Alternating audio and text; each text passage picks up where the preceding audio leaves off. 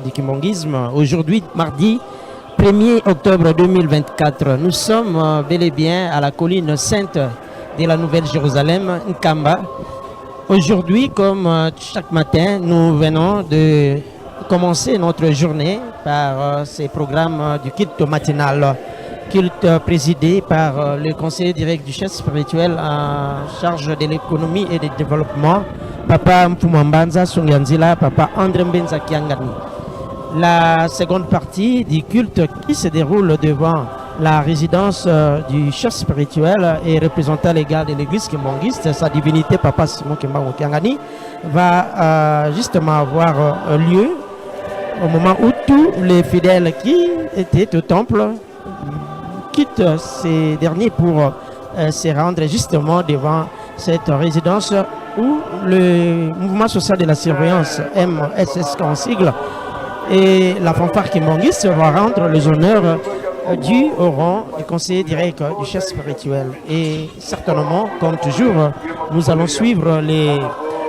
messages de ce matin de Papa Mbenza Kiangani André. Chers téléspectateurs, retenez pour ce matin, notre culte avait comme officiante la diaconesse Tété Ntimba Nzao, actrice du groupe théâtral kimbongiste Jeteki Matadi. Eh bien, elle a tiré sa prêche sur les livres d'Exode, Exode chapitre 20, versets 1 à 17. Sa deuxième lecture était tirée sur les livres de Jean, chapitre 11, versets 47 à 53. La résurrection de Lazare, c'est l'histoire qui est contenue dans ces différents versets que l'officiant du jour a sélectionné pour sa prédication. Et allusion faite, le parallélisme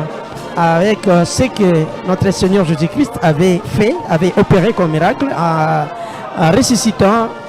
Lazare qui était mort 3 jours ou alors 4 jours après. Eh bien, c'est ce qui Papa Simon Kimbangu également avait accompli, avait fait en 1921, vous vous souvenez. Il avait ressuscité Dina, une jeune fille décédée au village Ntumba, situé à plus de 50 km d'Nkamba.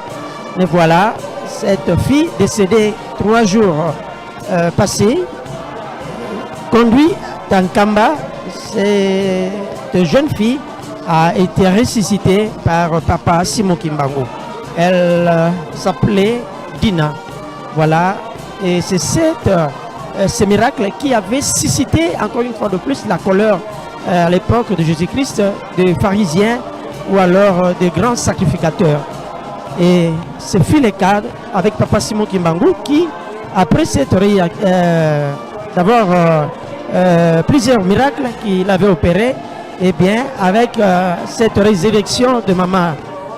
Dina, et bien les colons et les missionnaires, je dirais catholiques à l'époque et protestantes, et bien ils se sont soulevés fortement, farouchement contre Papa Simon Kimbangu. Et bien il se disait, si jamais on laissait que ce soit Papa Simon Kimbangu ou alors notre Seigneur Jésus-Christ, eh bien ils n'auront plus le pouvoir et le peuple à l'époque devait se détourner complètement de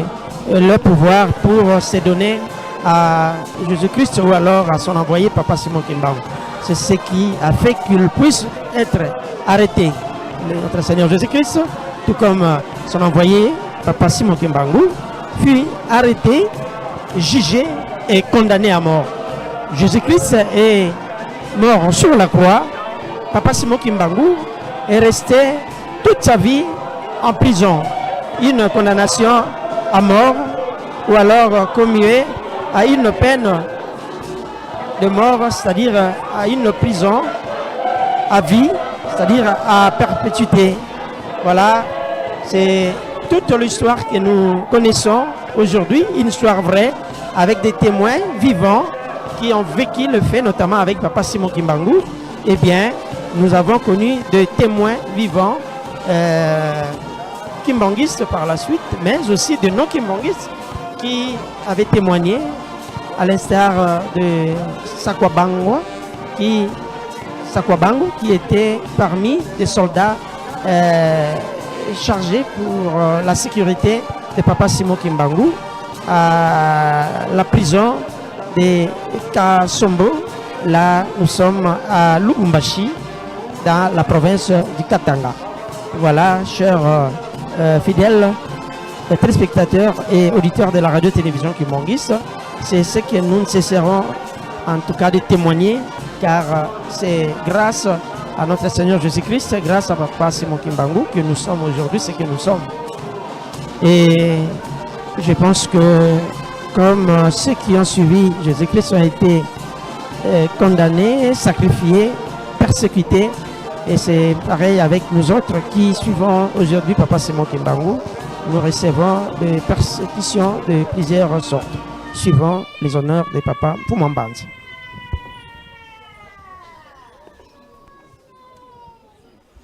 En place pour repos sur place. Musique, garde à vous.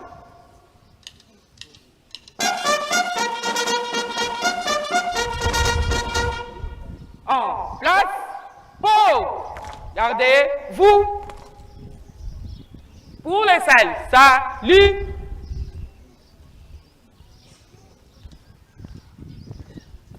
Pungi Anjitusu Kwatata Lwengi.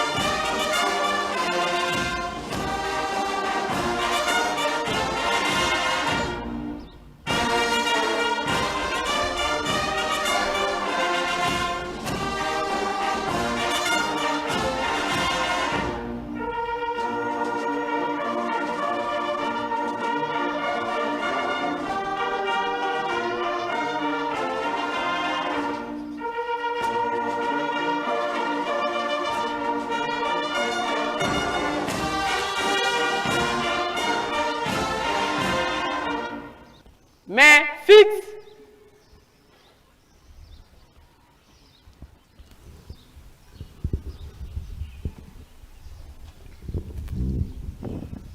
Ba tata iba mama kiambote kyoto abwe tukolele betompe tuletezi onkombo ya tata ya mwana pe tata Mulimo Santo tolandi mate na biso na katnanda kwa Nzambe ndenge baotsikote ya biso wala nde bole na biso bomwe bapesi biso yango nde kobatela biso moi mobimba pe ba programme nyonso lingomba apesi biso nyonso tolandi yango nde tokolanda pe kosalela sanza oyo tobandi ya octobre lelo tozali na le 1er octobre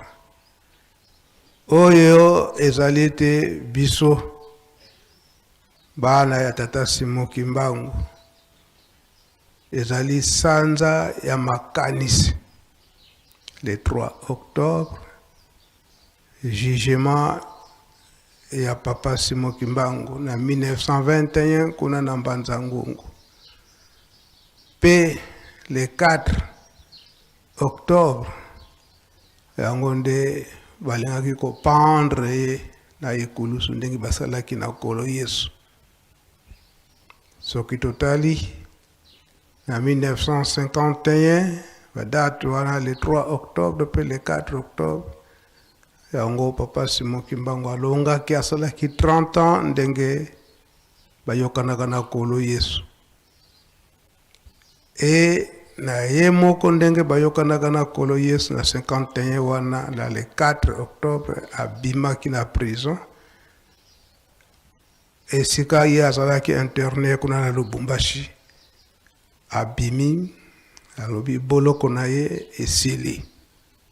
elakisi ete biso bato mwindu tobimi na boloko malgré tozali kososola te kososola na biso yango bazali kosenga biso tozala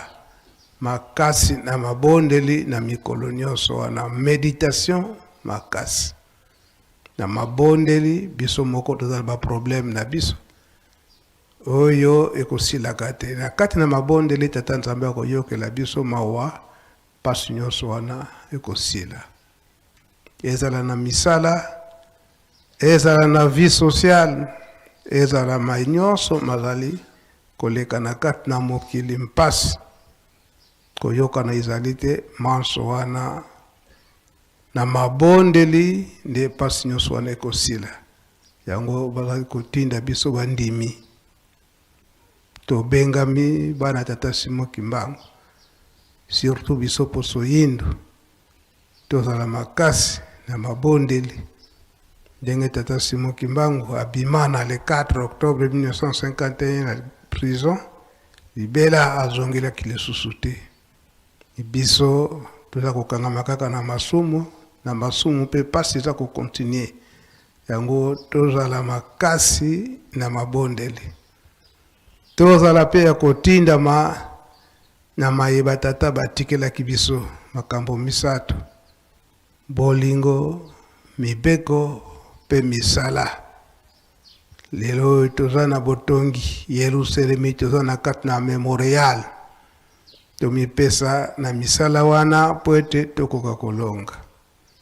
kolona pe kobokola tobosana te pamba te ezali nde etinda ya batata badirectrive baotikela biso oyo ekolongisa biso oyo ekokomisa biso omboka Yerusalemi aho na kati na nkamba tozali koyamba nde bapaya banda lobi tobanija koyamba bapaya bana choral dirigeant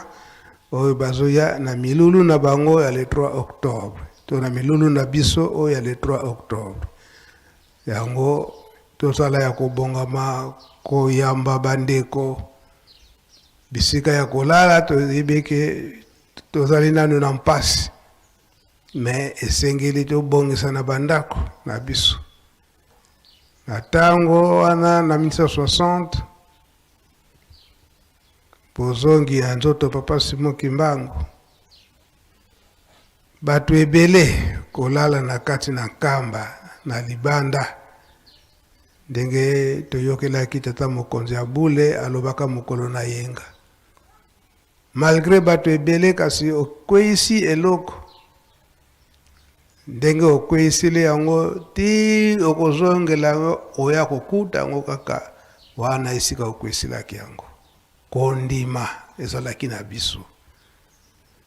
bato ya kolala soki batindi yo kende kolala na lukengo ya tango wana bandako ya batata Nkalambote bandako ya batata Kinyuka mupaya ake kolala tongo aye na ndako Nzambe bandako nyonso ya Ngombe Kentsuka donc ndenge kaka esalamaka na le 3 octobre na l'an 2011 na Mbanzangungu na tango wana banda kozala ndenge wana ozala protestant ozala catholique nani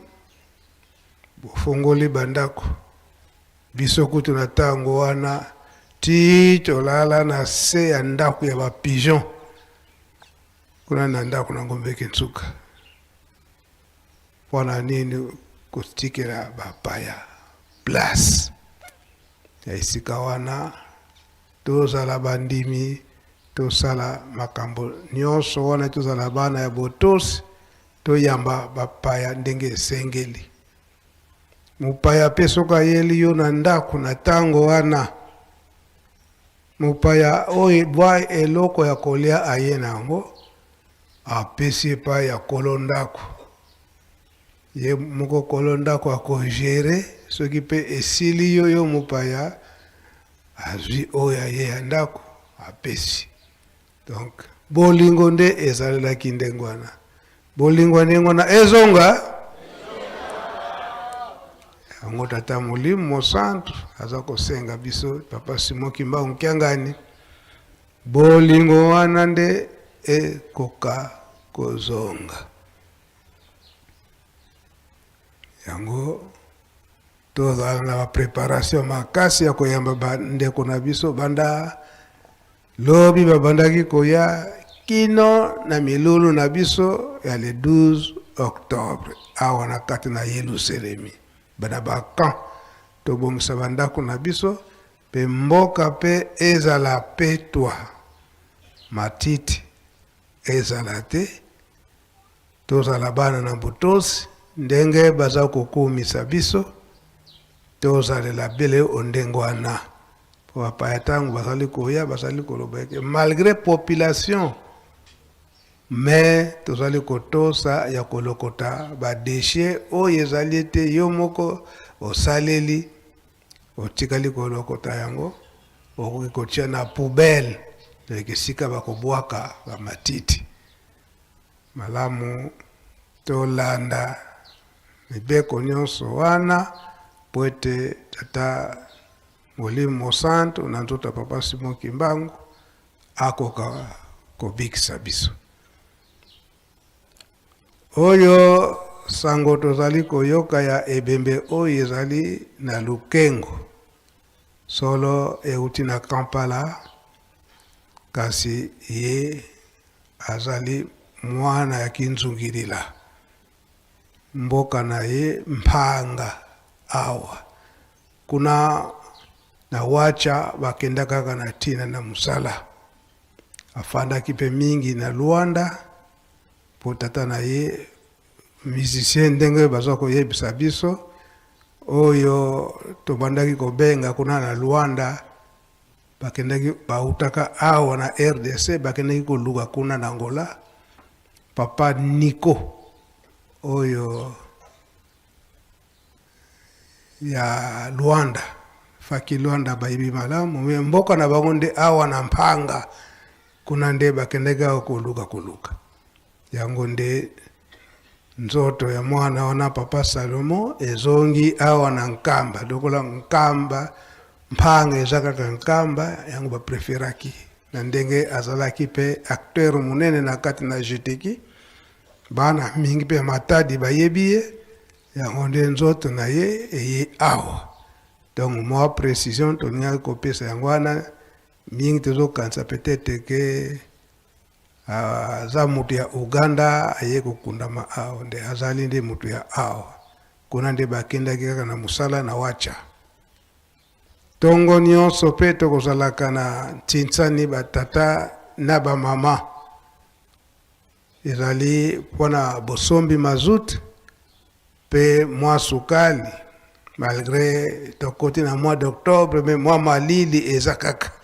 mais mwa malili oyo po epesaka biso makasi na misala yango ntinsani na biso tokozwa 15 minutes po ete tokoka kokota na misala tosilisi boye okombwa tata mwana pe tata molimo santo amen.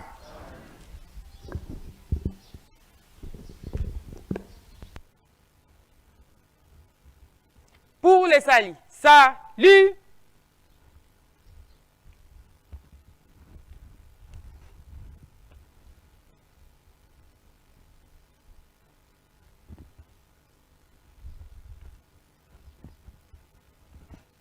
Main fixe.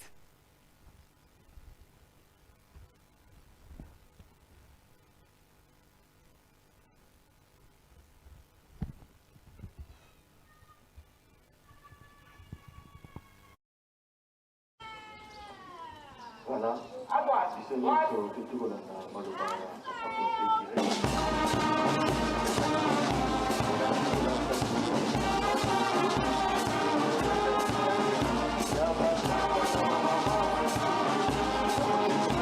De ce matin,